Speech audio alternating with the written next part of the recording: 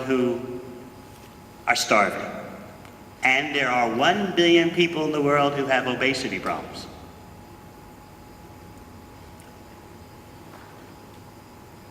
Obviously,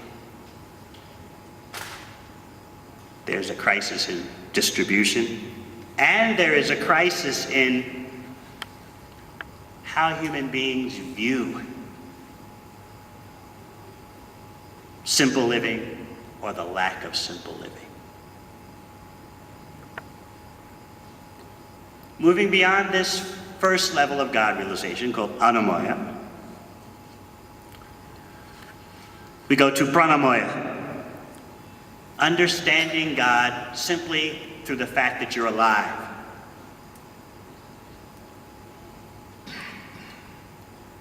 In churches, you can often hear, I did it myself, children getting up and giving testimony. I thank God for my mother. I thank God for my father. I thank God that I'm alive today. That is noteworthy. That's the second level the ancient Vedic texts give. The second level of God realization. And there are many places in the world where you're afraid. What will tomorrow bring? Will my life be taken away? Will I be incarcerated? Will I be brutalized? So we don't want to minimize that pranamaya level. Thankfulness to God for being alive. Just as we don't want to minimize the first level, anamaya. Thanks to God for food on the table.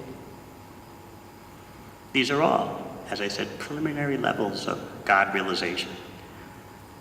You can see your dependency, your actual helplessness. Whether you're rich or poor, your life is very fragile. The world's food supply is very fragile.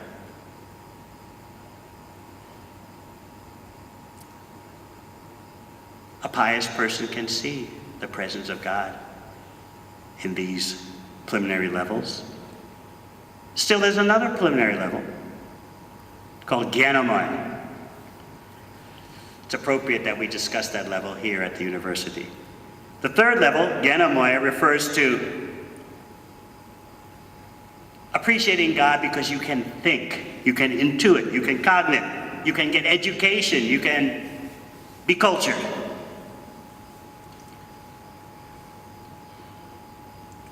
The university is an active place for the intelligence. It's an active place for acquiring knowledge. But what is the purpose of that knowledge?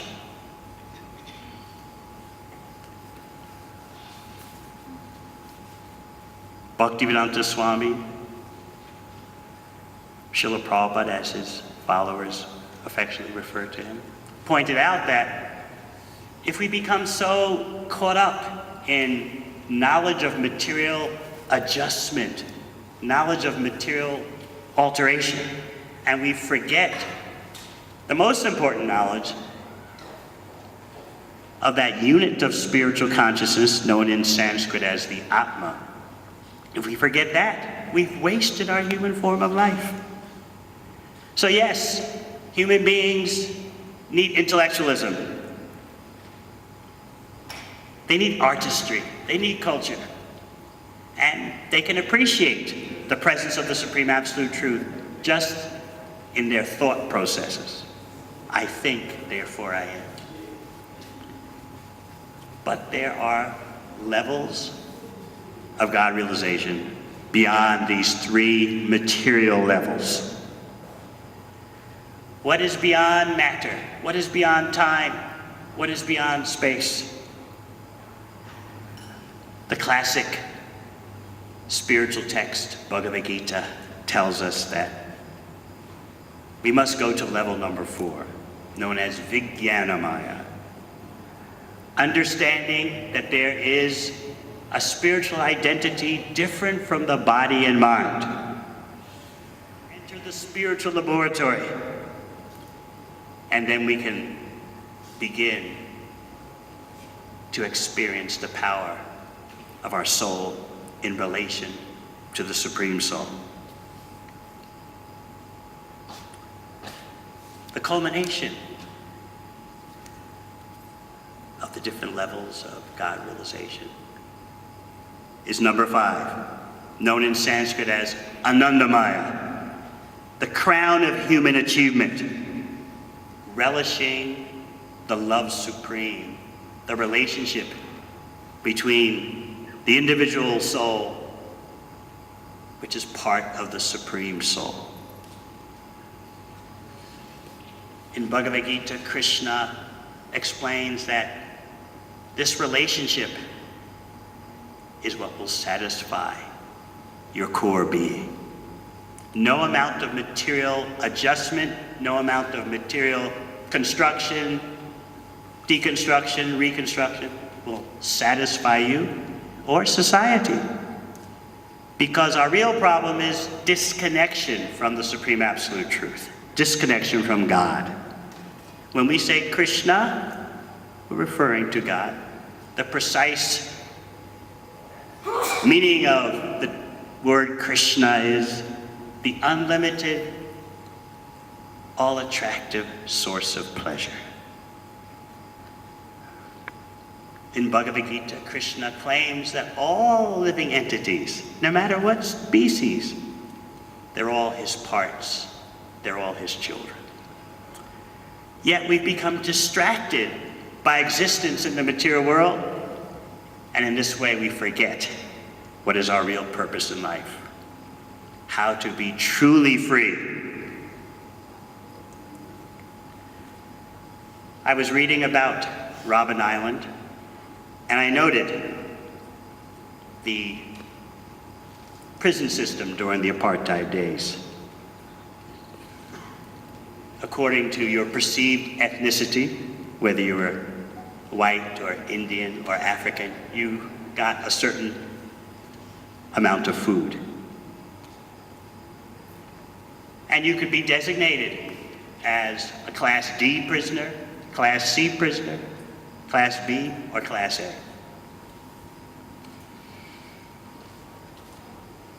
What would you do in those circumstances? Would you try to improve the prison conditions? Of course. And those political prisoners, those anti-apartheid fighters, certainly acted in such a way that their privileges within the prison would increase. But while focusing on the struggle within the prison, they always kept their vision on the struggle without. And this is what the ancient Vedic texts advise us. This is how to live in this temporary world of matter. We are spirit souls, entrapped in temporary material bodies in a temporary material world. Yes, we should live comfortably, we should live with justice and dignity. But at the same time, we should know that real freedom is not on the material plane. Real freedom is in the spiritual reality. Until we can act on that, we'll always be frustrated.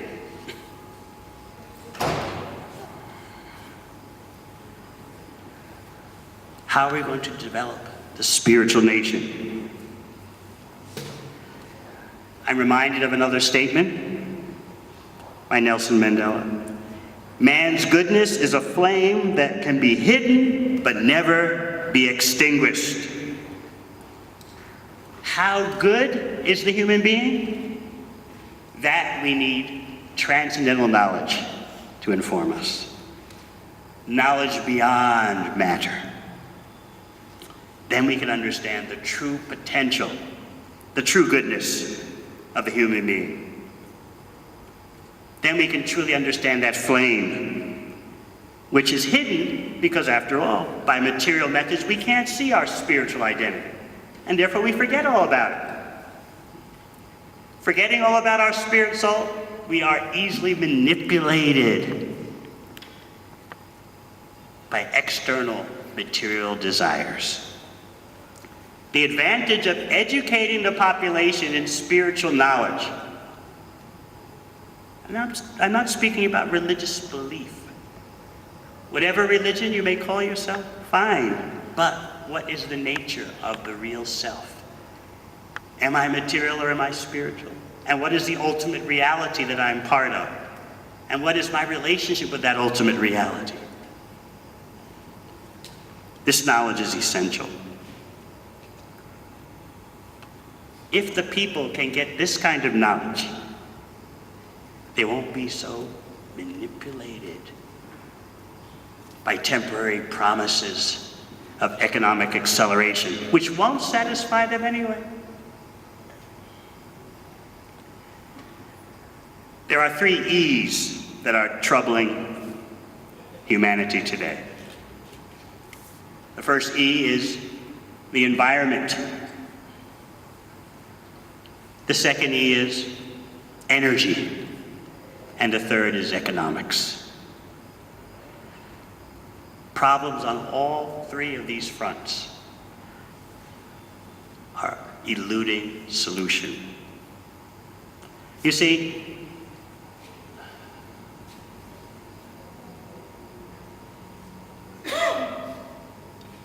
no amount of material gain will satisfy the self. Survival of your equipment, your body and mind, of course, is necessary. But in terms of satisfaction, no amount of material gain will contribute to your deep and crucial satisfaction.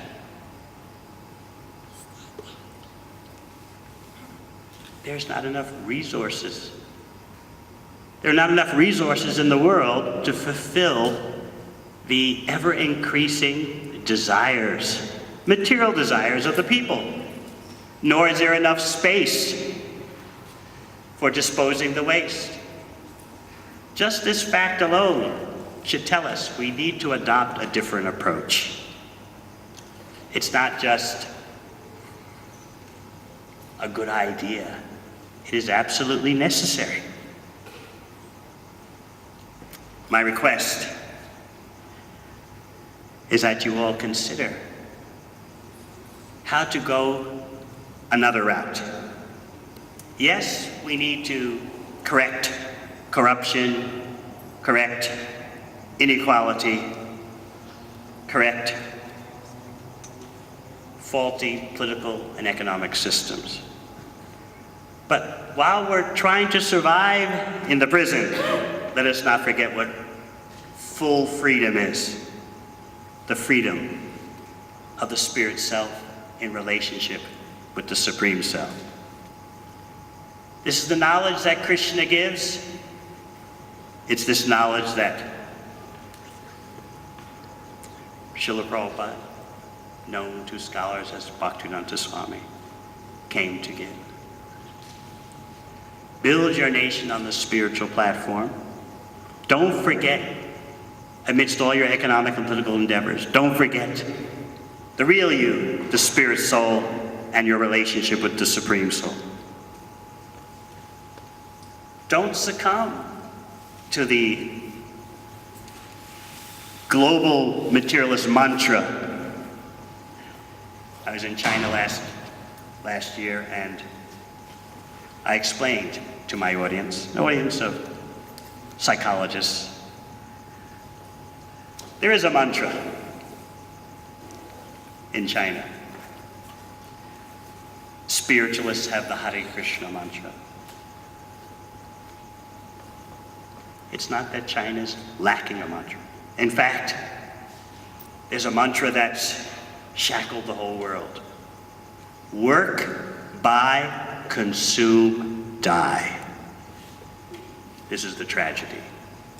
And if our leaders cannot offer anything higher than this as the main goal, the main lifestyle of the human being, there'll be no solution to the problems of today. I appeal to you all. to please consider another route. Yes, live comfortably. Yes, take care of your body and mind, but understand that such endeavors are external. They are not the main goal of life. We want the full freedom. We don't want part freedom. Full freedom can only happen on the spiritual platform. Thank you very much.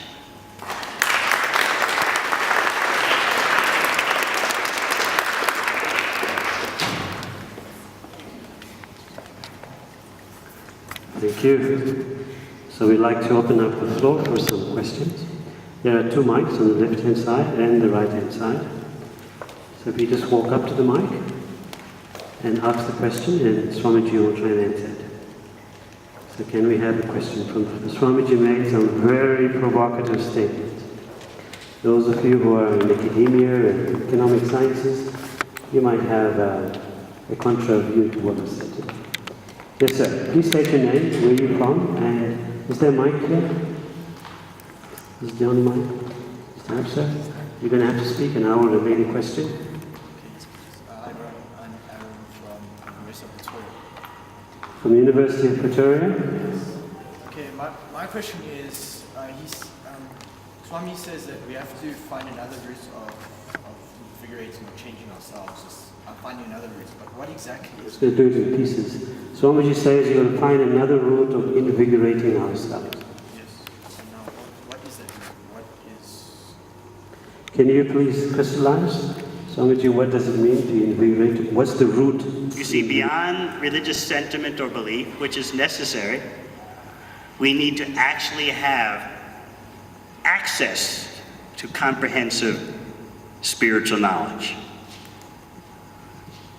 That comprehensive spiritual knowledge begins with understanding the difference, as Krishna explains in Bhagavad Gita, the difference between the body, the mind, and the real self. We'll never be able to satisfy ourselves unless we know what we are. Genetics can't give you that answer. There was great hope in that.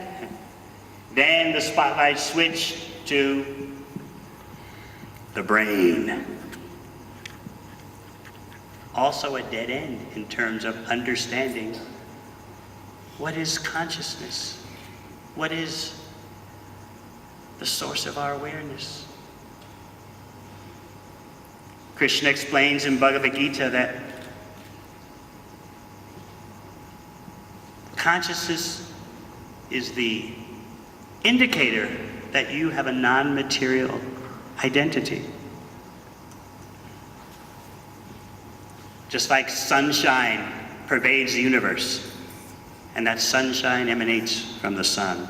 Similarly, your consciousness emanates from the real you, the unit of spiritual consciousness, loosely known as the soul, known in Sanskrit precisely as the Atma. Unless we can give the people factual, non-material options, they must cling to the material